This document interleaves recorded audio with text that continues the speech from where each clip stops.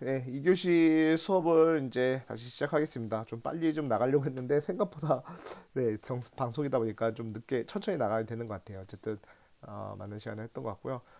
그냥 요거는 여러분들이 한번 들고 가서 확인해 보시면 되겠지만, 요거는 이제 실행시켜 보면 되겠지만, 저희는 굳이 실행시키지 않고 요걸 봐도 될 것 같아요. 예. 그래서 여기 있는 예제에서 그냥 바로 제가 펜을 보시면, A라는 지역 변수를 선언했습니다. A라는 지역 변수 선언하고 A의 주소를 출력해 봤더니 여기 보면 뭐 7600496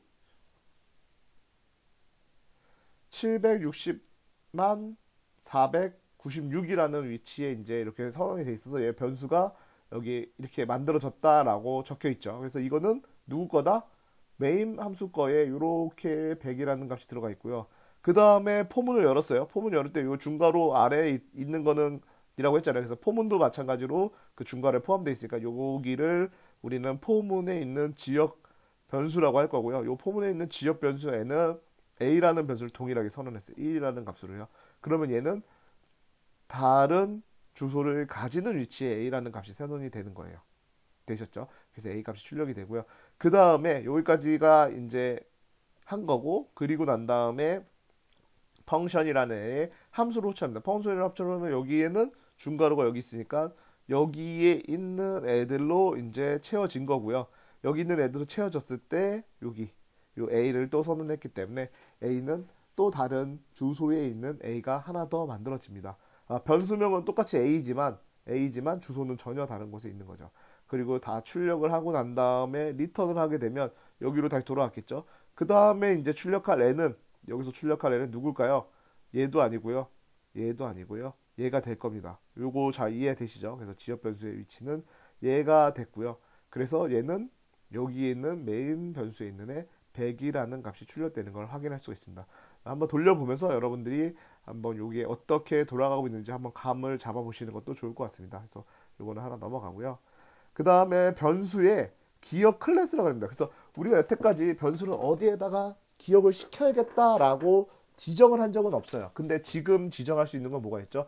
전역 변수와 지역 변수를 지정할 수 있다는 거 우리가 배웠어요. 근데 그거 말고도 변수에 저장하는 위치를 네 가지 정도로 분류를 하고 있습니다. 오토라는 애가 있고요, 이스턴이라는 애가 있고요, 레지스터라는 애가 있고요, 그다음에 스태틱이라는 변수로 구분하고 있어요. 그래서 이 네 가지를 어떻게 쓰는 건지, 그리고 하나의 변수에서 이스턴이랑 스태틱은 한 번에 사용할 수 없다고 되어 있는데 이것도 한번 같이 보시면 될 것 같습니다. 그리고 이제 나왔습니다. 드디어 스택 영역이라고 되어 있어서 요 한번 전체를 한번 다 같이 읽어봅시다. 이 내용 되게 중요한 내용이니까요. CPU가 하나뿐인 경우에 우리 일반적인 컴퓨터인 경우에 여러 개의 작업을 동시에 수행하고 있는 것처럼 보이지만 우리가 막 여러 개 컴퓨터에서 인터넷도 하면서 그 다음에 뭐도 하죠? 뭐 게임도 하면서 채팅도 하면서 카카오톡도 하면서 여러 개가 동시에 동작하는 걸로 보이지만 실제로는 한순간에 한 작업밖에 못 한대요. 우리가 그렇게 알고 있었죠. 한 장합밖에 못 합니다. 그래서 이런 것들을 빠르게 반복하는 거죠. 요거 조금 했다가 저거 조금 했다가 저거 조금 했다가 이거 조금 하는 거를 우리가 실제로 그게 들어 있었고 그거를 스레드라는 형태로 OS에서 이제 막 바꿔가면서 쓰고 있어요. 그래서 마치 한 작업을 하고 있지만 동시에 여러 작업을 하는 것처럼 보이게 만들어 주는 거죠. 여러 개의 작업을 해야 할 경우에는 시간을 나누어 번갈아 가면서 빠르게 쫙쫙쫙쫙 번갈아 가면서 OS가 이제 그런 작업들을 하는 거고요. 여러 개의 작업을 수행하지만 사용자가 보기에는 여러 개의 작업을 동시에 하고 있는 것처럼 보인다라고 얘기를 하고 있습니다. 하나의 함수나 혹은 블록을 수행하고 있을 때 그 함수 혹은 블록에 수행하기 위해 블록이라고 하면 이거 포문 같은 거죠. 수행하기 위해 데이터를 임시로 보관하는 메모리 영역을 스택 영역이라고 해요. 이런 거를 스택 영역이라고 한다. 그러니까 우리 여태까지 쓰고 있던 지역 변수라는 애는 일반적으로 스택 영역이었다라고 생각하시면 될 것 같아요. 지역 영역이라고 하셔도 되고요. 스택 영역이라고 하셔도 상관없습니다. 그리고 스택 메모리는 LIFO라고 해서 Last in, First Out이라는 형태로 동작하며 마지막에 기억된 데이터가 먼저 나온다고 되어 있습니다. 그래서 이건 무슨 말인지도 좀 이따 제가 한번 더 설명을 드릴 거고요. 그 다음에 프로그램 수행이 함수나 블록에 들어가면 그 함수나 블록의 스택 영역이 만들어지고 우리가 프로그램을 수행하면 함수나 블록을 수행하게 되면 그 스택 영역이 만들어지고 제가 그렇게 계속 그렸죠. 지역 영역을 이렇게 그렸으니까 예 그렇죠. 그리고 그거를 함수 혹은 블록에서 수행이 끝나면 그 스택 영역은 자동으로 소멸이 된대요. 여기에 전환되어 있는 변수들도 사라져 버린다라고 되어 있습니다. 그래서 여기는 지금 공간이 없으니까 요 공간이 없으니까 내용을 이해하신 다음에 한 장 넘겨서 제가 여기다 공간을 그려서 한번 이제 전체적으로 설명을 합니다. 요거 지금 설명하기 전에 먼저 우리 스택 영역과 메모리 영역에 대해서 한번 전체를 한번 제가 보여드리려고 해요. 아까도 잠깐 말씀드리고 넘어갔지만 컴퓨터 프로그램을 딱 실행시키면 메모리를 어느 정도 일정량을 OS한테 할당을 받을 겁니다. 요 메모리 일정량을 할당 받을 거고요. 그 다음에 가장 위에는 프로그램 메모리 영역이라고 해서 프로그램 영역이라고 할게요. 프로그램 메모리 영역이라고 해서 뭐 코드들이라든지 아니면 변경되지 않는 여러 가지 정보들이 여기에 저장이 될 거고요. 얘는 뭐 사실은 변하지 않지만 대표적으로 함수들이 여기 존재하기 때문에 우리가 어떻게 썼죠? 예전에 뭘 썼다 했죠? 함수 포인터를 썼었죠. 함수 포인터를 써서 함수도 어딘가에 메모리상에 주소가 있을 테니까 걔를 함수 포인터 변수를 이용해서 여기를 호출할 수 있는 거를 한번 본 적이 있었어요. 어쨌든 그러기 때문에 이런 애들이 여기에 존재한다. 근데 뭐 얘는 별로 그렇게 지금은 우리가 쓰는데 큰 문제가 되지 않기 때문에 일단은 이런 게 다 그냥 여기 들어가 있다. 통칭적으로 들어가 있다고 우리가 더 자세히 볼 필요는 없을 것 같아요. 그쵸? 그리고 난 다음에 있는 애가 누구다? 전역 영역입니다. 여기가 전역 변수 영역이에요. 예. 그리고 난 다음에 스택 영역이라는 게 위에 우리가 일반적으로 통상적으로 스택 영역을 위에다 이렇게 그려요. 그림을요. 스택 영역이라 그리고요. 스택 영역은 어떻게 된다 그랬어요? 함수를 호출할 때마다 점점 커질 거예요. 어디로? 밑으로 커지는 형태가 될 거예요. 그래서 점점 커져서 얘가 어디까지 내려오면 요 밑에까지 내려와서 여기를 뚫고 나가면 메모리 오버플로우나 메모리 부족으로 인해서 프로세서가 죽을 수가 있습니다. 그래서 얘는 점점 커지는 형태로 되어 있고요. 우리 책에 지금 요 장에서는 설명 없죠. 나중에 아마 조만간 이제 설명이 나올 것 같은데요. 누가 있냐면 그럼 스택 영역 밑으로 내려가면 또 위로 올라오는 애들 한 명 있어야 될 거예요. 그게 누구다? 힘 영역이라는 게 존재합니다. 힘 영역이라는 애는 위로 올라가면서 두 개가 유기적으로 크기가 줄어들었다 커졌다를 해요. 얘는 스택 영역은 어떻게 됐죠? 함수를 호출하게 되면 크게 커질 거고요. 어떤 함수를 호출하게 되면 크게 커질 거고 함수가 리턴이 되면 크기가 줄어들 거예요. 커졌다가 줄어들었다 커졌다 줄어들었다를 반복할 거고요. 힘 영역은 아직 안 배웠지만 우리도 힘 영역도 커졌다 줄어들었다를 할 수 있는 형태를 가지게 됩니다. 예, 그래서 우리는 지금 힘 영역에 대해서 얘기가 없기 때문에 힘 영역에 대한 내용은 다 지워버리고요. 그 다음에 스택 영역을 놔둘게요. 그럼 스택 영역에서 다시 돌아와서 얘기를 더 드리면 이 스택 영역을 좀 더 얘기를 해봅시다. 스택이라고 하면 우리가 자료 구조를 배우게 되면 자료 구조라는 수업을 듣게 되면 스택이라는 방법을 배우게 됩니다. 스택이라는 방법은 뭐냐면 아까 last in, first out이라고 했어요. 그래서 대표적으로 우리가 얘기할 수 있는 게 뭐냐면 책을 이렇게 그냥 쌓아 올리는 거예요. 책을 하나 A라는 책이 있고요. 이렇게 A라는 책 위에다가 B라는 책을 또 올리는 거예요. 그리고요 C라는 책을 또 올려요. 이렇게 올리는 것들을 스택이에요. 뭐 또 다른 설명으로 쓰는 게 뭐가 있냐면 접시겠죠. 접시 하나 올리고 그 위에 또 접시를 또 올리고 그 위에 접시를 계속 포개서 올려놓는 거예요. 뭐 이렇게 돼 있는데 이건 이름이 안 적혀 있으니까 접시는 일단은 지울게요. 뭐 책으로 보셔도 되겠죠, 여러분들. 책으로 충분히 이렇게 책을 제가 이렇게 놔뒀어요. 그러면 어떻게 되죠? 여기 이거 B가 아니네요. D라고 할게요. 예, 이거는 D예요. 그러면 가장 마지막에 들어간 이 책을 꺼내려면 어떻게 해야 될까요? 가장 마지막에 넣은 책을 꺼내고 싶으면 여기 B나 C나 B라는 책들을 다 꺼내야 될 거예요. 그래야지 A라는 책을 꺼낼 수 있잖아요. 이렇게 쌓았으니까요. 그래서 이렇게 쌓여져 있는 거를 last in, A가 last in 됐고요. first out, last in, 잘못 얘기했어요. 지금 다시 정정해서 다시 얘기할게요. last in, 마지막에 들어온 이 D라는 책이 그쵸? last in, last로 맨 마지막에 들어온 D라는 책이 제일 먼저 빠져나갈 수 있는 구조예요. 그러면 가장 처음 first in then first 처음으로 들어온 A라는 책은 언제 나갈 수 있죠? 모든 애들이 다 제거가 돼야지 나올 수 있을 겁니다. 그래서 이런 스택이라는 애를 뭐라 그런다? last in, last in, first out. 그러니까 마지막에 들어온 애가 제일 처음 나갈 수 있는 구조를 가지고 있는 거예요. 예. 그래서 이렇게 순서대로 1번, 2번, 3번, 4번이 들어왔고요. 뭐 더 위에 더 쌓이면 그게 이제 더 라스트는 계속 바뀔 테니까요. 지금은 라스트는 D가 되는 거고요. 이때부터 데이터를 다시 빼고 싶을 때는 B부터 뺄 수 있는 거예요. 잘못 얘기했습니다. D부터 뺄 수 있는 거예요. D를 빼고 C를 빼고 그래서 우리가 책을 한 권씩 빼게 된다 그러면 B라는 책을 빼게 되고요. 라스트 인이 퍼스트 아웃 된 거고요. 그 다음에 이제 가장 여기서 라스트 인 된 건 누구죠? C라는 애겠죠. 그래서 C라는 애가 빠져나갈 거고요. 그 다음에 여기서 가장 라스트는 B가 될 겁니다. 그래서 B라는 애가 빠져나갈 거고 그 다음에 A라는 애가 빠져나가는 거를 우리가 이런 형태의 데이터를 저장하는 방법을 스택이라고 합니다. 스택.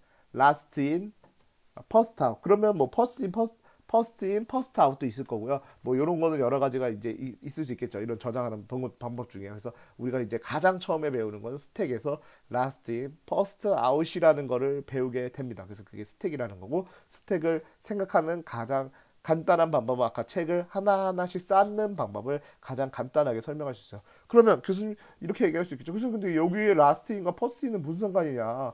이걸 이렇게 얘기할 수 있겠죠. 여기에 있는 구조에서 요 구조에서 우리가 함수적으로 생각해 보자는 거죠. 함수적으로 생각해 보자. 함수적으로 생각해 보자고 하면 함수적으로 생각하자 그러면 제가 여기서 좀 여기다가 코드를 좀 써볼게요. 이런 코드가 있다고 생각해 봅시다. main이라는 함수가 여기 딱 존재를 하고요. main 함수 다음에 또 누가 있죠? main 함수 다음에 main 함수 안에서 제가 펑션이라는 함수, 펑션 1번이라는 함수를 호출할 거고요. 그 다음에 그 밑에다가 펑션 1번이라는 함수를 호출할 거고요. 그리고 펑션 1번을 가게 되면 여기 이제 펑션 1번이 여기 존재하겠죠. 펑션 1이라는 함수 안에는 누가 있으냐면 펑션 언더바 2라는 함수가 또 호출할 거예요. 그럼 펑션 2라는 애는 여기 이렇게 존재를 해서 2라는 애는 이렇게 있어서 아무것도 없는 상태의 코드가 있다고 가정합시다. 그래서 실제로 호출이 어떻게 된다? 지금 보시면 메인 함수가 호출이 된 다음에 그 다음에 펑션이 호출되고요. 펑션에 다시 펑션 2를 호출할 거예요. 예. 그러면 그걸 가지고 우리가 스택 영역을 한번 아까 지역 변수 그리듯이 한번 제가 그림을 그려보겠습니다. 여러분들 한번 보세요. 네, 방향은 거꾸로 되어 있긴 하지만 똑같이 그리는 거예요. 메인 변수 영역을 이렇게 잡을 거예요. 그래서 제가 메인 변수를 그냥 M이라고 쓰겠습니다. 메인을 다 쓰기엔 좀 불편하니까 M 영역을 써주고요. 그 다음에 여기서 펑션을 호출하게 되면 펑션 1이라는 호출하게 되면 요 밑으로 이렇게 또 하나 생길 거고요. 여기 영역은 누구다? F1. 제가 펑션에 그냥 줄여서 F1이라고 썼어요. 그 다음에 F1에서 또 누구로 호출하죠? F1에서 F2를 호출합니다. F2를 호출하게 되면 여기에 F2라는 애가 선생이 됩니다. 지금 이 메모리 영역만 보게 되면 얘도 각자 지역 변수 영역에서 스택 영역에서 보시게 되면 메모리 영역, 메인 메모리 영역이 제일 밑에 있고요. 얘는 이 밑에 있는 애들 끝나기 전까지 끝날 수가 없겠죠. 왜냐면 펑션을 가있어요. 여기에 지금 우리가 어떤 코드를 돌고 있다면 여기에 멈춰 있겠죠. 그럼 아직까지 이렇게 있다가 이 상태에서 뭐가 일어날까요? 얘가 리턴을 하겠죠. 리턴을 했다는 얘기는 뭐예요? 메인 메모리에서 모든 게 사라졌다는 거죠. 그러면 여기를 메인 메모리에서 사라졌다라는 얘기는 아이고 이걸 다 지워버렸네요. 아 실수를 해버렸네. 이거 스택 영역만 다시 그리겠습니다. 여러분들 죄송합니다.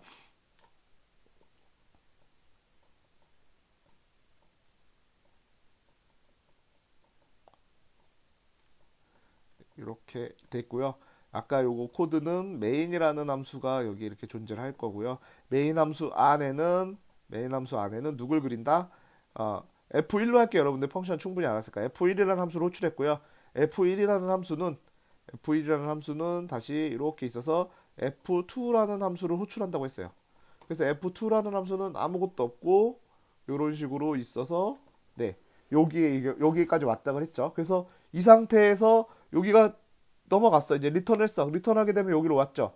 그러면 메인 메모리 상에서 스택 영역 상에서는 얘는 사라지게 되는 거예요. 거기에 있는 뭐 어떤 변수들이 지금 중요한 게 아니라 그 지역 자체, 그 블록 자체가 사라지는 거예요.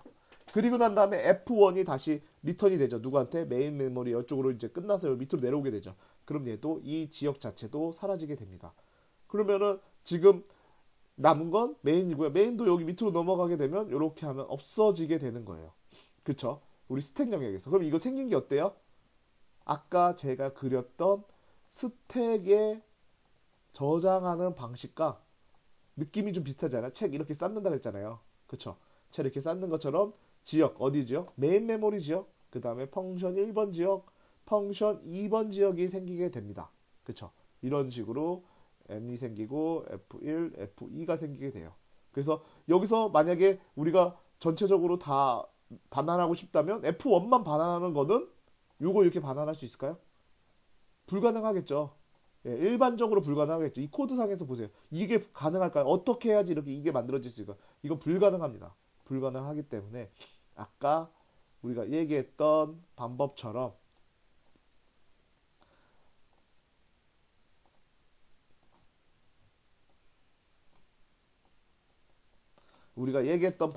스택처럼 이렇게 쌓였다가 라스트 인으로 들어왔던 게 퍼스트 아웃이 되듯이 우리 스택의 지역 변수 영역이 메인 변수 여기에 있는 뭐 변수들은 상관없어요. 변수 뭐 x, y, 뭐 z 이런 애들이 여기도 있을 거고요. 여기도 x1, y1 이런 애들이 있을 거고요. 그 다음에 뭐 x1, x2 이런 식으로 쭉쭉 있는데 이거 순서대로 생긴 거는 사실은 그렇게 중요하지 않아요. 언제 없어진다? 물론 실제로 하나씩 빼려고 할 때 메모를 다 지우려고 할 때는 뭐 순서대로 얘도 스택처럼 지울 수는 있겠지만 일반적으로 영역으로 생각을 하시게 되면 요 영역이 싹 지워지면서 요렇게 우리 그 스택에 있는 영역이 없어지듯이 스택에 있는 하나가 빠지듯이 빠져나가는 거야. 퍼스트 마지막에 호출된 함수가 제일 먼저 없어지는 거죠. 메인 메모리에서. 그렇죠? 마지막 그러니까 여기서 제일 처음 호출된 애는 메인이고요. 제일 마지막에 호출된 애는 F2잖아요. 그래서 F2가 가장 먼저 없어질 거고요. 그 다음에 두 번째로 마지막에 호출된 F1도 나중에는 최종적으로 없어질 거고. 그럼 맨 마지막에 남은 건 누구예요? 메인이에요. 메인 함수는 언제 없어질까요? 프로그램이 종료되기 전까지 메인 함수는 계속 살아있을 테니까 프로그램이 종료될 때 없어지고 스택 영역도 다 없어질 거예요. 그래서 이런 식으로 없어지는 형태를 가지고 있기 때문에 우리가 걔를 영역을 여기 PPT 한 장 올려보면 스택 영역이라고 얘기하는 거예요. 그래서 메인 그 다음에 걔가 메인이 호출하는 함수 단위로 지역이 계속 블럭처럼 쌓여서 이렇게 들어온다라고 이야기를 합니다. 네. 그렇게 들어와 있는 거를 우리가 이제 스택 영역이라고 썼어요. 스택 영역에 대해서 설명을 좀 아주 많이 했습니다. 그래서 여러분들 스택 영역을 좀 잘 이해하실 수 있었으면 좋을 것 같고요. 코딩을 하는 데 있어서 스택 영역 같은 거 잘 알아두시면요. 점점 스킬 올리는데 되게 중요한 역할을 하실 수 있을 거예요. 그 다음에 이 스택 영역이 끝나고 나면 이제 여기 이제 요거 제가 그림판으로 썼던 거죠. 어쨌든 다시 여기로 돌아와서 이제 자동 변수라고 되어 있습니다. 자동 변수. 자동 변수라고 하면 우리가 이 자동 변수를 선언해봤나요? 안 해봤죠, 여러분들. 한 번도 처음 보는 거죠. 근데 어떤 함수 내부에서 선언한 혹은 함수 블록 내에서 선언되는 변수를 기본적으로 자동 변수라고 한다. 자동 변수는 영역이 어디다? 스택 영역에 저장이 된다라고 되어 있습니다. 근데 우리 변수 선언할 때 이거 오토 앞에다 써요? 여러분들 안 쓰죠. 이거 안 쓰죠. 자동 변수 오토 키워드는 지역 변수 선언할 때 기본적으로 자동으로 생성이 되기 때문에 이 키워드는 생략해도 돼요. 그래서 사실은 굳이 얘기하지 않아도 됩니다. 근데 우리가 이거 말고 지역 변수로 들어가는 스택 영역에 들어가는 애를 알려주기 위해서 오토라고 쓰게 되면 스택 영역으로 들어간다라고 알고 있으면 되는데 굳이 왜 안 써도 되냐면 모든 애들이 딱 명확하게 구분되어 있어요. 누구를 위해서 스택에 들어간다? 이런 중괄호 밑에 이 안에 들어있는 애들은 우리가 다 뭐라고 하냐면 지역 변수라고 하기 때문에 굳이 오토를 쓰지 않더라도 알아서 걸로 들어갑니다. 그래서 요거는 그렇게 중요하지 않으니까 일반적으로 이렇게 쓰니까 오토는 있다 정도만 알고 계시면서 넘어가시면 될 것 같고요. 그래서 자동으로 우리가 지역 변수를 선언하게 되면 걔의 기억 장소 영역은 스택 영역이 된다라는 얘기를 하고 있습니다. 한 장 더 넘겨보시면 이번에는 extern value라고 돼 있어서 외부 변수라고 돼 있는데 외부 변수라고 하면 이렇게 선언을 하는데요. 이건 언제 쓰냐면 우리가 지금은 이렇게 잘 쓰진 않지만 우리가 전역 변수라는 거 아까 배웠잖아요. 전역 변수라는 거 배웠는데 전역 변수는 메인 함수에서도 쓸 수 있고요. 그렇죠? 메인 함수에서 쓸 수 있고 여기 펑션 1번이라는 함수에도 쓸 수 있고요. 펑션 2번이라는 함수에서도 쓸 수가 있어요. 그쵸? 요거를 우리가 배운 거죠. 전역 변수. 근데 우리가 프로젝트가 커지면 파일을 여러 개 만들어야 되잖아요. 그 얘기인 즉슨 뭐냐면 얘 메인이라는 애는 main.c라는 파일로 만들었고요. 그 다음에 펑션이라는 애는 펑션 s.c라고 만들었다고 가정해보세요. 서로 파일이 달라요. 그랬을 때 이때 전역 영역은 어떻게 될까요? 얘가 가지고 있는 펑션.c에도 전역 변수로 a라는 애가 있고요. 대문자 a라는 애 있고요. 그 다음 메인에도 a라는 애가 있어요. 그럼 얘랑 얘네 둘은 두 개가 동일할까요? 다를까요? 당연히 정역 영역은 이 프로그램 전체에서 하나밖에 안 존재하기 때문에 이 a라는 애는 동일합니다. 그러면 내가 여기서 a를 선언하든 여기서 a를 선언하든 누군가에서 선언했다면 얘가 a가 외부에 다른 애한테 존재한다라는 걸 알려주기 위해서 뭘 써야 된다? extern이라는 베리어블 앞에 키워드를 하나 써줘야 된다는 거예요. 요걸 안 써주면 얘가 이거 없는 건가? 내가 여기서 전역령을 만들어야지 하고 만들어놨어. 근데 이거 호출됐는데 이 function.c라는 파일에서는 여기 a라는 거 만들라네? 나도 만들어야지 갔더니 여기 a가 있는 거야. 이거 뭐지? 여기 왜 나랑 똑같은 이름의 변수가 있는 거야? 이거 문제가 있다. 이렇게 해서 안 될 수 있기 때문에 요 부분은 이해가 좀 잘 안 되시죠? 여러분들 요거 좀 살짝 이해가 안 되면 요거는 우리가 실습을 통해서 한번 볼 거니까요. 뒷장에서 한번 더 보시면 될 것 같습니다. 그래서 요런 애들을 익스턴 자료형 변수라고 하고요. 그럴 때 쓰시면 됩니다. 여러 개의 파일을 쓰고 싶을 때 사용하시면 되고요. 한 장을 넘겨 보시면 그래서 다른 프로젝트 잠을 읽겠습니다. 하나의 프로젝트 내에서 다른 파일에 선언되어 있는 변수를 사용하기 위해서 전역 변수겠죠. 이 변수는 전역입니다. 여기 하나 빠졌는데 전역 변수라고 얘기하면 될 것 같습니다. 사용하기 위해서고요. 다른 파일은 전역 변수를 사용하려면 외부 변수를 선언해야 된다라고 되어 있습니다. 그래서 외부 변수, 익스턴 변수, 베리어블이라고요. 여기에 뭐 이렇게 해서 생성하는 방법이 있는데 한 장 더 넘기시게 되면 이런 식으로 파일을 만들라고 되어 있습니다. 그래서 여러분들이 이 빠른 실행을 위해서 제가 빠르게 요 코드를 만들어 놨으니까요. 요거는 이제 여기 삭제를 해놨어요. 아무것도 없고요. 여기에 파일을 이제 두 개를 추가할 건데요. 어디다? 제목록 잠시만요.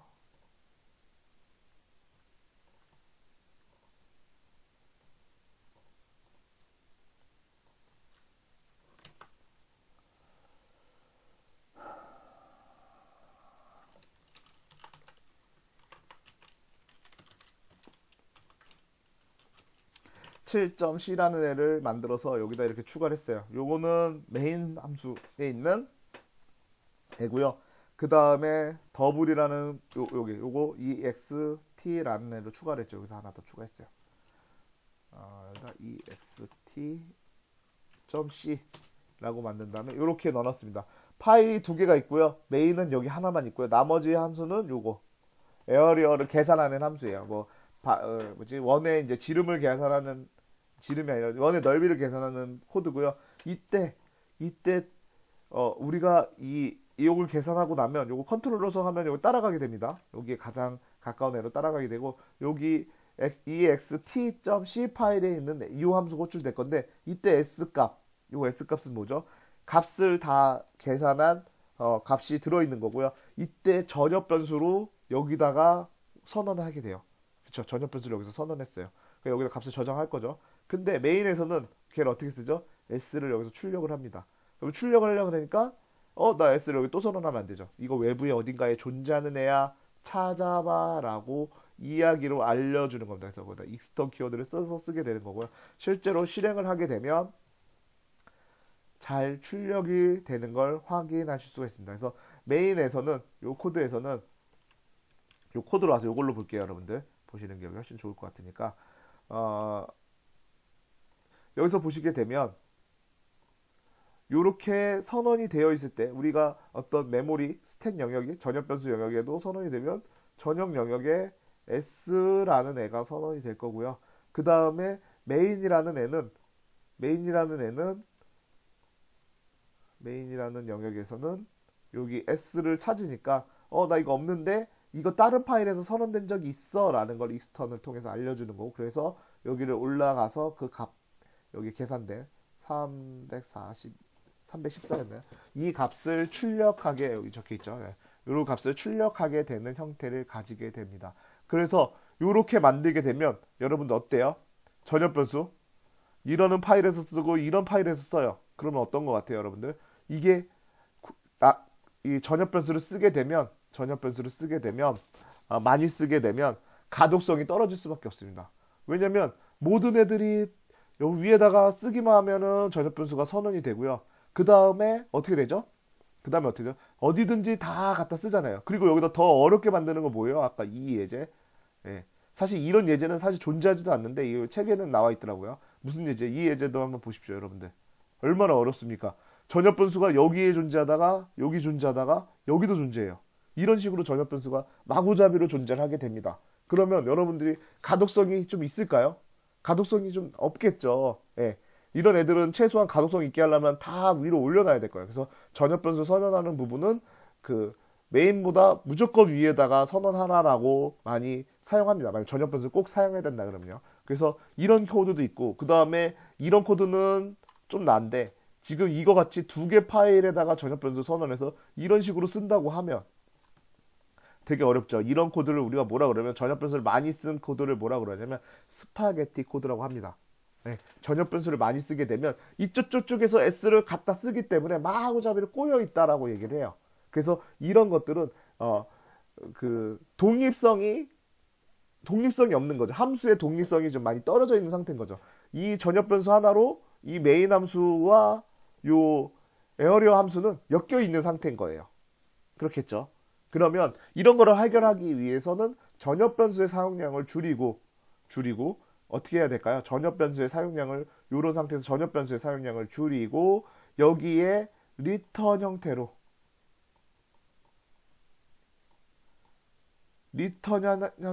S 값을 전달해 줬다면, 여기서도 대입하는 걸로 S라는 애를 대입을 받았다면 스파게티 코드에서 좀 더 벗어날 수 있겠죠. 예, 왜냐면 얘랑 이 함수와 메인 함수는 서로 이제 이렇게 씀으로써 독립성을 가지게 되는 거니까요. 예, 그래서 이런 것들을 우리가 이제 스파게티 코드로 해서 전역 변수를 좀 더 덜 쓰게 만들어야 되는 이유에 대해서도 제가 같이 이 책에 안 나와 있지만 한 번 더 설명을 드렸습니다. 네. 그리고 한 장을 넘겨보면 우리가 아까 이제 오톨에서 스택 영역, 그 다음에 전역 변수 영역을 얘기했었는데요. 갑자기 이제 새로운 영역이 나타났습니다. 레지스터 변수라고 있어요. 네, 레지스터 변수를 한번 읽어볼까요? 레지스터 변수는 연산 속도를 빠르게 하기 위해서 CPU 내부에 있는 레지스터 영역에다 저장한다. 여러분들 레지스터라고 많이 들어봤죠? 레지스터가 뭐냐면, 제가 학기 초에도 살짝 설명을 드리긴 했었지만, 우리 이제 CPU가 있고, 우리 컴퓨터를 만들 때 컴퓨터 조립하시는 분들도 있으니까 CPU가 있고요. 거기에다가 플러스 뭐를 붙이죠? 램이라는 걸 붙여요. 이렇게만 붙이면 우리가 가지고 있는 프로그램을 실행시킬 수가 있습니다. 물론 이렇게 하고는 전혀 안 동작하겠죠. 얘를 묶어주는 마더보드가 하나 있어야 되고, 실제로는 컴퓨터 마더보드가 필요할 거고요. 그 다음에 SDD든 HDD든, 네, SDD든 HDD든 SDD든, 네, 이런 식으로 데이터를 저장할 수 있는, 또 그런 디스크에다 저장할 수 있는 공간을 가지고 있어야 되는데, 우리가 프로그램을 실행을 한다라고 하면 이런 애들이 요 램에다가 데이터를 올려주기만 한다면, 마더보드 일단 무시하더라도 올려주기만 한다면 그때부터 우리가 프로그램을 실행시킬 수가 있습니다. 그래서 제일 중요한 건 누구다? 우리가 따지고 보면 CPU가 있을 거고요.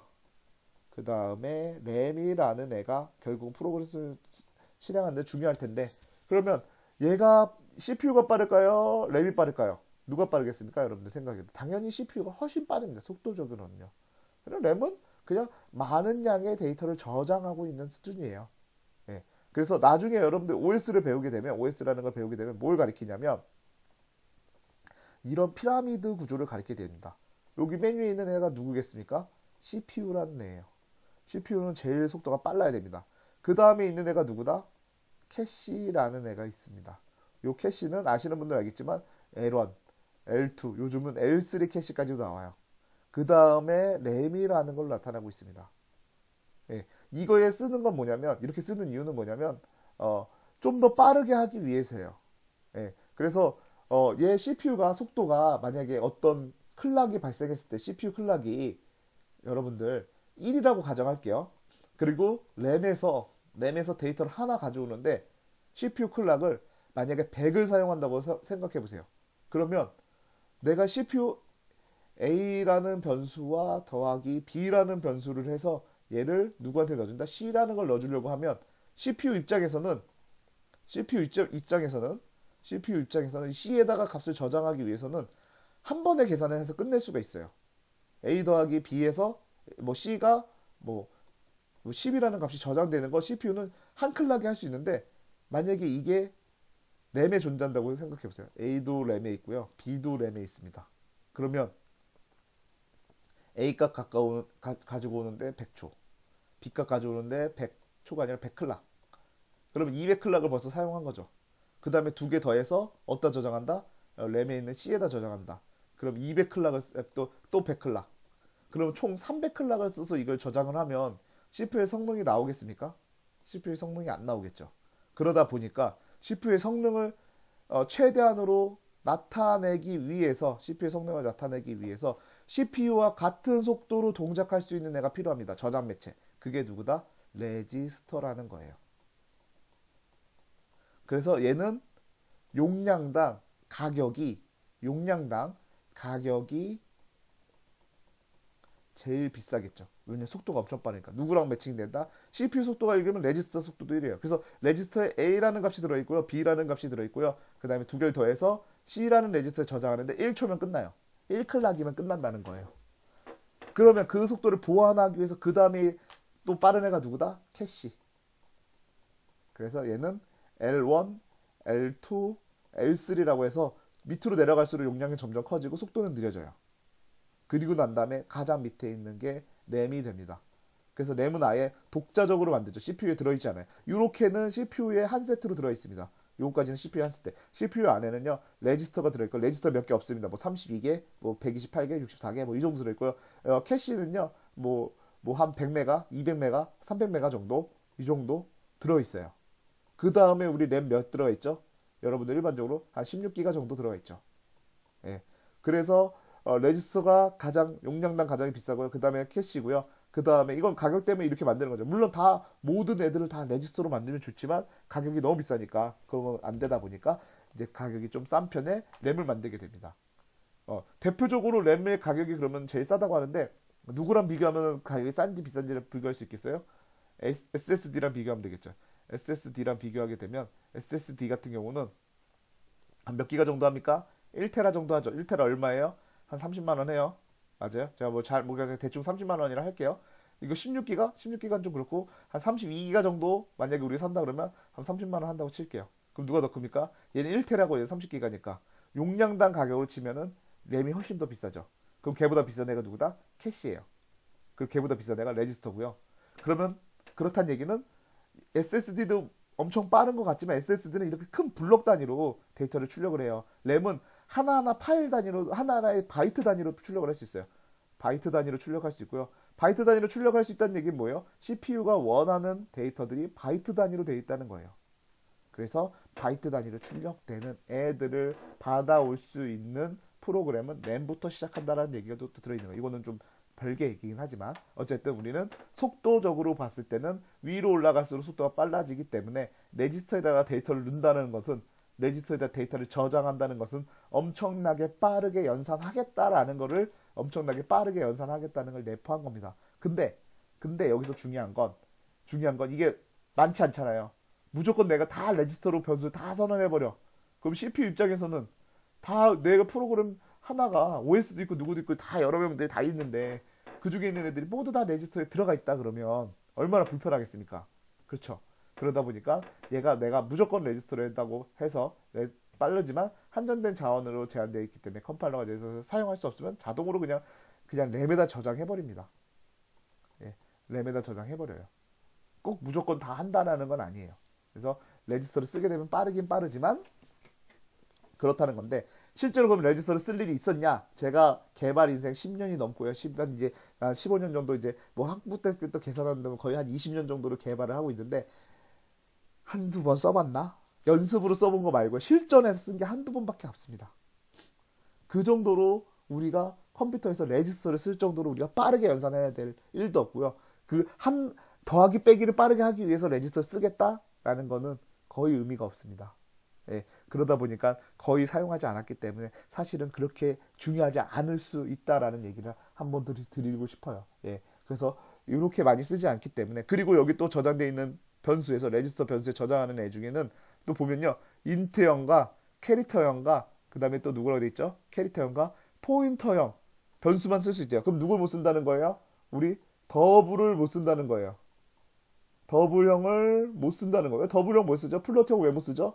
얘는 뭐 어떻게 됐죠? 부동수수 형태로 되어 있습니다. 부동수수 형태는 뭐예요? 부동수수 형태로 되어 있으면 부동수수 형태는 계산을 해야지 이 값이 명확한 값이 알잖아요. 우리 레지스터는 빠르게 해가지고 빨리빨리 CPU랑 매칭해서 들어야 되는데, 이 부동수수 때문에 한 번 더 계산을 해야 된다? 그럼 CPU에 사용할 수가 없겠죠. 그렇기 때문에 우리가 이렇게만 사용이 되는 이유는 그냥 정수 형태로 빠르게 계산해야 될 때만 쓸 수 있다. 메모리도 우리가 주소도 이제 정수 형태로 해서 더하기 빼기만 되니까 산수변사 되는 거니까 그렇게 해가지고 이렇게 3개만 된다라고 되어 있습니다. 그래서 레지스터라고 하면 빠르게 쓰지만 실제로 실무에서는 그렇게 크게 활용도가 높지 않다. 아마도 여러분들이 쓰게 된다면 마이컴이나 마이크로 프로세서라는 수업이 있습니다. 마이크로 컨트롤러, 예, 그런 수업일 때 쓸 일이 있을 수 있겠지만 아마 학부 생활에서는 많이 쓸 일이 없을 것 같긴 합니다. 그런 데서 이제 쓸 필요가 있을 수 있다라고 가정을 하고 넘어가시면 될 것 같습니다. 그래서 실제로 쓰는 방법 이렇게 되어 있는데요. 이 예제는 굳이 보지 않겠습니다. 넘어가겠습니다. 예, 예제도 여기 보시면 이렇게 되어 있었고요. 실제로 빠른지 안 빠른지는 우리 눈으로 확인할 수가 없습니다. 실행시키면 동일하게 실행이 되니까요. 예, 어쨌든 이렇게 해서 값을 빨리 저장할 수 있다라는 거 한번 보여주고, 이렇게 안 쓰면 나머지 이렇게 쓰는 애들은 다 스택 영역에 들어가는 거, 얘는 레지스터 영역에 들어갔다라고 생각하시면 될 것 같습니다. 한 장을 더 넘겨보시면요, 그 다음에 이제 전적 변수라고 해서 빨간색으로 해서 진짜 중요하다라는 의미로 제가 내포하고 있습니다. 그래서 전적 변수라고 하면 실행이 끝날 때까지 메모리에 보존된다. 이게 뭐예요? 메모리 시작 끝날 때까지 전역 변수와 좀 비슷한 라이프 사이클을 가지고 있구나라고 일단은 생각이 됩니다. 그리고 전역 변수의 프로그램 실행되는 동안 유지됨으로 전역 변수와 마찬가지므로 스택 영역에 할당되지 않고 정해진 메모리 블럭에 할당된다고 했는데, 이 메모리 블럭은 전역 영역이라고 생각하시면 됩니다. 네. 전적 변수는 단 한 번의 메모리에서 생성되고요. 단 한 번만 메모리에 생성이 되고, 그 다음에 컴파일할 때 한 번만 초기화가 주어져요. 한 번만 초기화 준다. 명시적으로 초기화를 하지 않으면 컴파일러가 숫자를 0 또는 널이라는 값으로 초기화를 시킨대요. 아예 우리가 아까 전역 변수에서 배웠던 방법으로 초기화 된답니다. 그래서 이렇게 되어 있고요. 여기 정적 변수에 내부 전적 변수와 외부 전적 변수인데, 외부 전적 변수는 그냥 전역 변수를 얘기하는 거기 때문에 사실은 사용하는 빈도가 낮습니다. 보다는 내부 전적 변수로 한번 보시면 좋을 것 같습니다. 한 장을 넘겨보시면 정적 변수, 내부 정적 변수를 얘기하는 거고요. 내부 정적 변수는 함수 내에서 쓴다. 알고 봤더니 우리가 메인 함수를 이렇게 쓰면은 거기에 스태틱이라고 써가지고 사용한다라는 얘기를 하고 있는 것 같습니다. 그래서 함수에서 내부에서 선언해서 사용한다. 함수가 실행이 종료되어도 할당된 메모리가 사라지지 않고 메모리상에 계속 잠존하면서 전체 프로그램이 실행이 종료되는 경우 메모리가 같이 사라져. 전역 변수 얘기랑 같은 얘기겠죠. 그래서 단 한 번의 메모리 할당으로 단 한 번의 초기화가 된다라고 되어 있습니다. 한 장을 넘겨보시면 코드가 존재하는데요. 이 코드 보시려고 그러면 메모리를 그려보시면 되겠지만 그냥 요거 한번 같이 봅시다. 여러분들, 메인 함수가 있고요. 메인 함수에서 이렇게 해서 포문을 만들었습니다. 포문 만들어서 5번 호출하는데 함수를 5번 호출해요. 그럼 어떻게 돼요? 일반적인 함수라면 A라는 변수와 B라는 변수가 플러스 된 다음에 출력을 했어요. 그럼 우리가 알고 있기로는 1이라는 값이 출력이 될 거고, 처음에는 1이라는 값이 출력이 됐는데, 그리고 나면은 어떻게 되죠? 이 펑션이 여기 다시 리턴에서 끝나고 나면 메모리는 다 사라진다 그랬어요. 1, 2라는 값은 b라는 값 1이라는 값과 a라는 값 1이라는 값은 제가 어떻게 된다 했죠? 메인 메모리에서 다 사라지기 때문에 사라진 상태고요. 다시 어떻게 되겠습니까? 또 돌아와서 포문으로 해서 또 호출하게 되죠. 또 호출하게 되면 또 이때도 a라는 값 여기 보면 0을 넣고요. 그 다음에 b라는 값 0을 넣고요. 플러스 했기 때문에 요 값들이 둘 다 1이 됐을 텐데 이때 출력된 결과 보면 이렇게 출력이 되어 있습니다. 이거 뭐지? 이거 우리가 알고 있던 그냥 일반적인 지역 변수가 아니구나. 스태틱이 들어가 있는 얘는 전역 변수라고 했지. 그러면 우리 이 사용법에 대해서 좀 더 자세히 보면은 좋을 것 같습니다. 여기서 이제 좀 더 자세히 설명드리면 일단은 초기화를 하는 방법은 요 초기화는 1회만 하게 됩니다. 왜 1회만 하게 되죠? 아까 앞에서 뭐라고 적혀 있었죠, 여러분들? 여기 앞에서 여기서 뭐라고 적혀 있죠? 정석 변수는 단 한 번의 메모리를 생성하고 한 번만 메모리 생성한다. 요 얘기는 일단은 그냥 아까 전적 변수 이렇게 선설하면 요 변수는 한 번에 이제 메모리 전역 변수의 이제 그 이름 아까 뭐 A라는 이름은 전역 변수에 생성이 되고요. 그 다음에 컴파일 할 때 한 번만 초기화를 해준대요. 한 번만 초기화해준다. 그러면 얘를 이렇게 해서 내가 0을 넣는 순간 얘는 딱 한 번만 되고요. 그 다음부터는 요 기능은 동작을 안 하겠죠. 그 다음에 명시적으로 초기화하지 않으면 0이라는 값이 들어온다는 거예요. 그러니까 어쨌든 0이라는 거 한 번만 들어오면 그 다음에 또 와서 또 이걸 하더라도 그때는 초기화를 안 해주겠다는 거예요. 그렇죠. 다시 한번 가서 보면 처음에 1에는 0이라는 값을 초기화해줬어. 그 다음부터는 요 코드가 또 오더라도 얘는 안 한다는 거야. 근데 아까 어디 있다 그랬죠? 한번 우리가 그림으로 그리는 걸로 한번 그려볼까요? 여러분들 공간이 좁아서 잘 안 그리려고 했는데 여기 보면은 여기 전역 영역이라고 있었고요. 전역 영역에 A라는 애가 요렇게 해가지고 0으로 생길 거고요. 그 다음에 메인 함수가 존재를 하고요. 메인 함수에는 누가 있을까요?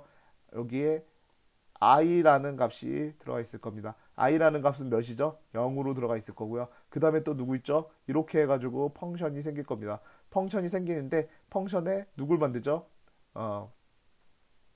펑션 안에 b라는 변수를 만들어서 0이라는 값을 넣을 거예요. 그리고 실질적으로는 이 상태에서 이제 a가 생성된 거예요. 사실 순서상으로 보면 제일 먼저 생성돼야 될 게 누구다? i가 제일 먼저 생성될 거고, 그 다음에 펑션이 호출된 다음에 a가 생성되고 b가 생성되는 거예요. 예, 순서로 하면 얘가 1번이고 얘가 2번이고 얘가 1번 i가 1번이고 2번은 아까 제가 먼저 쓰긴 했지만 2번 두 번째로 생성될 거고요. 그 다음에 b가 세 번째로 생성될 거예요.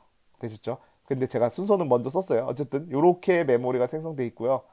한 번만 초기화되기 때문에 전역 변수 a라는 애는 이제 생성돼 있는 상태입니다. 그 다음에 플러스 하래요. 플러스 하면 어떻게 되죠? 플러스를 하게 되면 이 b라는 애와 a라는 애는 1이라는 값이 됩니다. 여기 정상적으로 여기가 출력이 되겠죠. 그 다음에 어떻게 되죠? 요거 리턴하기 때문에 요게 싹 사라져요. 근데 누구는 안 사라져요?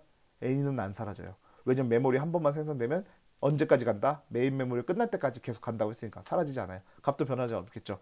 그 다음에 어떻게 됩니까? 이 상태에서 또 펑션을 또 호출해. 그러면 여기로 또 오죠. 근데 얘 이거 초기화 안 한다 그랬죠. 그러니까 0 값을 계속 유지하고 있겠죠. 그리고 난 다음에 여기 누가 만들어져 있어요? f라는 애의 지역 변수 영역이 만들어져 있을 거예요. 이거 펑션이죠. 펑션이 만들어서 거기에 요 b라고 했으니까 b 또 만듭니다. 이렇게 b라는 영역 만들고요. 그 다음에 여기 0이 들어가 있는 건데 플러스니까 0이 1이 될 거고요. 여기 또 1이 될 거고요. 그 다음에 요 a라는 애는 어떻게 되죠? 요거 플러스가 있으니까 여기서 2라고 될 겁니다. 그리고 난 다음에 출력하면 이렇게 출력이 됐죠. a는 2라는 값이 출력이 될 거고요. 그 다음에 또 여기 밑에서 이제 리턴이 될 거예요. 그럼 이 리턴이 되면 또 어떻게 되죠? 또 리턴이 되면 어떻게 되죠? 얘가 다 사라질 겁니다. 근데 a라는 애는 아까 안 사라진다고 했죠? 그러니까 a라는 애는 제가 실수 지웠는데 2라는 값이 그대로 들어있는 상태로 안 사라질 겁니다. 그 다음에 다시 돌아와서 i라는 값은 지금 몇일까요? 이 상태면 이제 3이 되겠죠? 그쵸? 3이 되겠죠? 예. i가 3이어야 되나? 0부터 시작했으니까 i는 지금 이 상태가 됐겠네요. 죄송합니다. i가 지금 이 상태가 될 거고 최대 5까지 가게 될 거예요. i는 지금 이 상태고요. 그럼 또 펑션을 또 만들어서 펑션이 만들어지고 그다음에 요걸 호출하는데 요거는 실행을 안 한다. a는 아직도 2인 상태고요. 그 다음 b라는 애를 만들죠. 그럼 여기 또 b라는 애가 이렇게 또 만들어질 겁니다.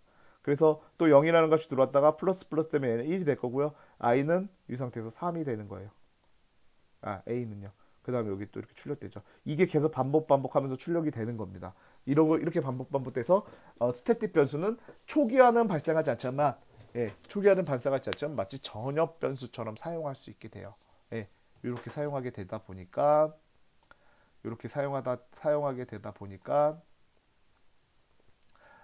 우리가 이제 요 함수를 이제 이렇게 사용하는 거예요. 그럼 이거 왜 사용할까요, 여러분들? 스태틱 그냥 이거 스태틱 쓰지 말고 그냥 여기다가 인트 교수님 여기 A 하면 되는 거 아닙니까? 이렇게 해서 0 넣어놓으면 되는 거 아닙니까? 예, 맞습니다. 이렇게 써도 돼요. 동일합니다. 두 개가 동일합니다. 근데 두 개의 차이는 뭐죠? 여러분들 대표적인 차이 아까 제가 뭐라고 얘기했죠? 스파게티 코드를 안 만들려면 전엽 변수를 조금 쓰는 게 좋다 그랬잖아요. 이 스태틱이라는 변수 자체는 누구 거예요? 어쨌든 결론적으로 얘기하면 펑션 겁니다. 펑션 거. 펑션에서만 쓰잖아요. 그렇죠? 그렇기 때문에 스태틱을 많이 쓰는 것도 별로 안 좋긴 하지만 스태틱을 쓸 수밖에 없다면, 그러니까 전엽 변수를 쓰든 스태틱을 써야 될 수밖에 없는 상황이 왔다면 그럴 땐 스태틱이 좀 더 좋다라는 얘기를 하고 있는 겁니다. 그래서 이 코드는 뭐가 됐죠? 이 코드로 우리가 볼 수 있는 건 뭐죠? 이 펑션이라는 애가 a라는 스태틱 함수를 이용해서 몇 번 호출됐는지를 보는 용도로도 쓸 수 있는 거예요. 요 함수, 요 지금 코드는요. 그래서 이런 정도로 이 펑션이 몇 번이 호출됐을 때 썼을 때 이런 거는 당연히 전엽 변수 또는 아니면 메인에서 변수를 가지고 있는 아니면 인자를 가지고 있는 이런 애들이 해야 되는데 스태틱 변수로도 활용이 가능하다는 얘기를 드리는 겁니다. 그래서 이런 용도로 사용할 때 우리가 스파게티 코드를 안 만들고도 잘 할 수 있는 방법이 그런 게 있다라고 얘기를 드린 거고요. 그 다음에 여기서 더 플러스해서 더 얘기 드리면 또 뭐가 있냐면 어떤 우리가 포인터 변수를 하나 만들었어요. 포인터 변수를 만든 다음에 거기다가 포인터 주소 값을 잘 넣어놨어. 근데 이 주소 값을 리턴 해주려고 어디다 이렇게 보내주려고 그래. 누구의 인자로 콜바이 어드레스로 보내주려고 그래. 콜바이 어드레스로 보내주려고 그러면 여기서 만들어진 이 지역 변수에 만들어진 포인터가 살아있어야 되잖아요. 콜바이 어드레스를 보내주려고 그러면. 근데 어떻게 된다 그랬어요? 우리 이렇게 펑션이라는 지역 변수가 이렇게 만들어져 있고 여기에 포인터 변수 p라는 포인터 변수가 이렇게 들어있어서 얘가 주소를 저장하고 있었어요. 주소를 저장하고 있었는데 얘를 콜바이 어드레스로 요거 통째로 요 주소 자체를 누군가 메인이라는 함수한테 알려줬어. 메인 함수한테 이거 알려줬어. 그래서 p의 주소가 얘가 뭐 1000번지야. 야 1000번지에 내가 요 주소 저장했다. 1000번지 거 이거 갖다 보면 돼 라고 1000번지 딱 알려줬는데 그리고 난 다음에 리턴을 해버리니까 어떻게 됩니까? 펑션이 다 사라져. 1000번지가 뭐가 없어져. 이런 경우에 문제가 될 수 있겠죠. 그럴 때 스태틱으로 사용해야 됩니다. 그래서 저는 일반적으로 스태틱을 두 가지 용도로 쓰게 됩니다. 어떤 용도로 쓰게 되냐면 방금처럼 어떤 펑션의 카운팅 값을 보고 싶을 때 이 함수가 몇 번을 호출하고 있는지를 보고 싶을 때와 첫 번째와 두 번째는 포인터 값을 콜바이 어드레스로 전달해주고 싶을 때 콜바이 어드레스로 전달해줘야 될 상황이 왔을 때 그때 스태틱을 두 가지 용도에서 제가 자주 사용하고요. 그리고 실질적으로 우리가 스태틱 변수를 사용해야 되는 이유는 뭐다? 스파게티 코드를 안 만들기 위해서 전엽 변수를 조금 덜 사용하기 위해서 사용한다라고 얘기하시고 넘어가시면 될 것 같습니다. 한 장을 넘기면 한 장을 넘기게 되면 이제 우리 외부는 없다고 했으니까 넘어가고요. 이제 우리가 상수를 만드는 코스트라는 상수를 만드는 그 키워드가 하나 있을 거고 그 다음에 우리가 이제 처음 보는 키워드 보일레타일이라는 제한자라고 해서 이렇게 두 가지가 있는데요. 얘네들에 대해서 좀 빠르게 넘어가면서 한번 보시면 좋을 것 같아요. 우리가 상수들 얘기들 많이 해봤으니까 한 장 넘겨보면요. 상수라고 하면 여기 상수라고 하면 우리 많이 써봤죠. 상수라고 하면 많이 사용해봐서 이게 값을 못 변하게 만드는 변수지만 상수로 만들어주는 것들을 우리가 예전에 한번 사용해봐서 여러분들 이 키워드는 잘 알고 있을 거라고 생각합니다. 그래서 한 장을 더 넘겨보시면 여기서 상수에 대한 얘기는 좀 조금 하고 싶은데 진짜 화나는 코드가 하나 있습니다. 뭐냐면 요렇게 쓰는 코드와 요렇게 쓰는 코드가 서로 다른 의미를 가지고 있습니다. 뭐냐면 얘는 요렇게 쓰는 애는 앞에다가 쓰는 애는 포인터 변수를 못 변환하게 하겠다. 포인터 변수의 변환을 못하게 하겠다. 포인터 너 주소 바꾸지 마. 주소 변경하지 마. 주소가 상수야. 변경 x. 아, 잘못 썼습니다. 죄송합니다. 다시 얘기할게요. 예, 요렇게 쓰게 되면 너 값을 변경하지 마. 값이 변경하지 마. 값이 상수야. 이 얘기고요. 그 다음에 여기 요 밑에 있는 애는 얘 같은 경우는 포인터가 상수다. 포인터가 상수. 그래서 주소 변경하지 마.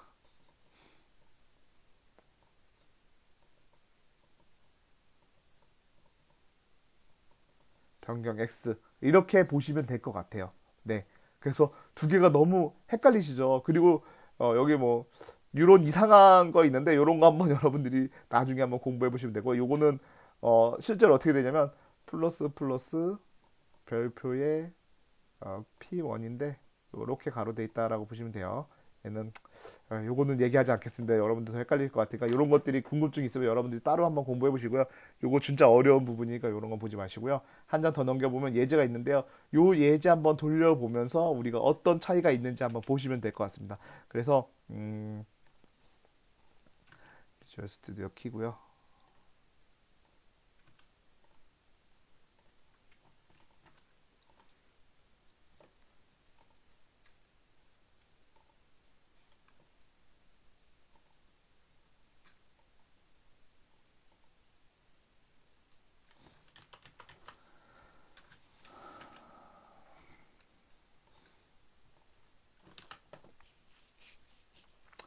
예, 이렇게 값이 들어와 있습니다. 여기서 보면은 실행을 시키면 정상적으로 실행이 됩니다. 예, 그렇죠. 실행되는 걸 확인이 되는데요. 이 코드를 보시게 되면요. 지금 요렇게 첫 번째 P1 같은 경우는 상수라는 코스트라는 키워드를 앞에다 쓰고요. 그 다음에 요렇게 썼습니다. 그럼 얘는 뭐다? 얘는 가리키고 있는 값을 변경을 못 한다는 거예요. 뭐냐면 x는 10인데요. x 값은 당연히 마음대로 바꿔도 돼. x는 20이고 30이고 중간에 막 바꿔도 돼. 근데 얘가 할 수 없는 건 뭐다? 지 스스로가 값을 변경하는 건 못 한다는 거예요. 요거는 에러라는 거예요. 왜냐면 요렇게 별표 포함된 얘가 별표가 포함된 얘가 상수가 됐기 때문에 요건 못 한다는 거예요. 되셨죠? 그래서 값을 변경하지 못한다라고 얘기를 합니다. 그러면 얘는 요런 주소 변경은요. 요렇게 해서 주소를 변경하는 방법 뭐가 있죠? 이런 주소건 놔두고 주소는 변경할 수 있다는 거예요. P1을 다시 누구의 주소로 Y라는 애의 주소로 변경도 가능하다라고 되어 있습니다. 그래서 이거는 출력하면 당연히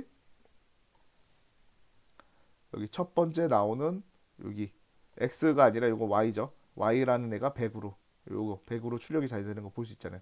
그래서 얘는 주소는 변경이 가능한데 값을 변경하는 건 불가능하다라는 얘기를 하고 있고요. 두 번째는 int까지 썼어. 그 다음에 누구야? P2. 요거에 대해서 여기 별표가 없으니까 요 P2는 변경이 불가능해요. 뭐는 변경이 가능하다? 이렇게 해서 값은 내가 언제든지 바꿀 수 있어. 근데 요거를 쓰면 에러가 발생한다는 거예요. 넌 주소를 못 바꾼다는 거야. 그래서 서로 다른 의미를 가지고 있으니까요. 그냥 이런 게 있다 정도만 알고 계시면 될 것 같고요. 네, 요런 거 사실은 잘 안 씁니다. 네, 언제 쓰냐면 이거 사실은 언제 쓰냐면 제가 쓰는 건 언제냐면 요 코스트라는 건 그 함수 호출할 때 인자로 들어갈 때요. 함수 할 때 인자로 들어가잖아요. 이때 변수가 인자로 들어왔을 때 배열이 인자로 들어왔을 때 배열은 그 포인터 값을 못 바꾸니까 그런 거랑 동일하게 쓰기 위해서 뭐 이런 걸 쓰라고 하긴 하는데요. 굳이 안 써도 내가 이제 코드적으로 안 바꿀 거면 안 써도 되긴 하니까 예, 그런 때 사용하긴 하니까 그냥 이런 게 있다 정도만 알고 계신 다음에 넘어가시면 될 것 같습니다. 한 장 더 넘기시면 뭐 이런 얘기들이 있는데 이런 거는 한번 여러분들 그냥 읽어보시면서 여러분들이 좀 이해하시면 될 것 같아요. 네, 한 장 더 넘겨보시면 보일러 타일이라는 그 이 키워드가 있는데 얘는 뭐냐?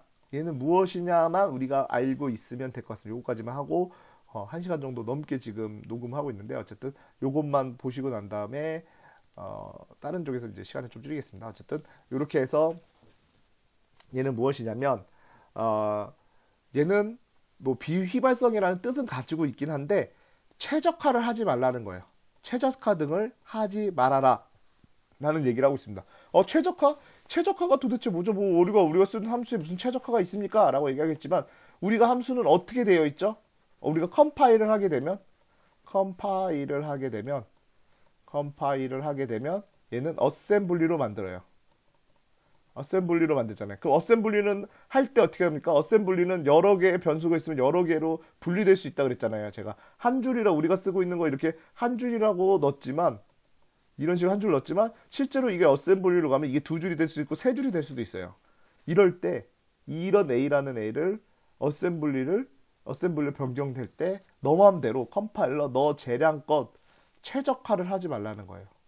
순서를 바꿔서 이거 더하는 게 뒤쪽에 있어도 되니까 앞에 넘기면 좀 더 빠르게 계산될 것 같으니까 얘가 스스로 최적화할 때가 있거든요. 예, 그래서 뭐냐면 예를 들어서 변수 클락이라는 값이 프로그램을 수행하는데 어느 순간 하드웨어 같은 거에 외적인 요인에 의해서 값이 변경되면 컴퓨터한테 그거를 알려주기 위해서 뭐 주의를 주도록 해야 될 때 이럴 때 사용한다고 돼 있어요. 그래서 실제로 쟤도 아까도 얘기했지만 10년에서 제가 뭐 20년 정도를 개발을 해봤지만 이것도 사용한 지가 한 번 있습니다. 한 번. 마이크로 프로세서 할 때 한 번 사용했고 실무에서 한 번 사용했었고요. 그때 그걸 사용했을 당시에는 최적화 하드웨어랑 연관되어 있는 이런 문제들이 외부에서 값을 변경하는데 얘가 컴파일러가 자기 마음대로 최적화를 시키다 보니까 문제가 발생했던 적이 있었습니다. 그래서 여러분들이 이런 키워드가 있어서 그럴 때 활용하면 되겠다라고 생각하시면 될 것 같아요. 한 장 더 넘겨보시면 이런 내용입니다. 여기 보시면 코드에서 이렇게 num이라는 있고 num을 0으로 만들었어요. 0으로 만들었기 때문에 요 작업을 하게 되면 뭐죠? 요거 조건문으로 계속 비교를 해야 돼요.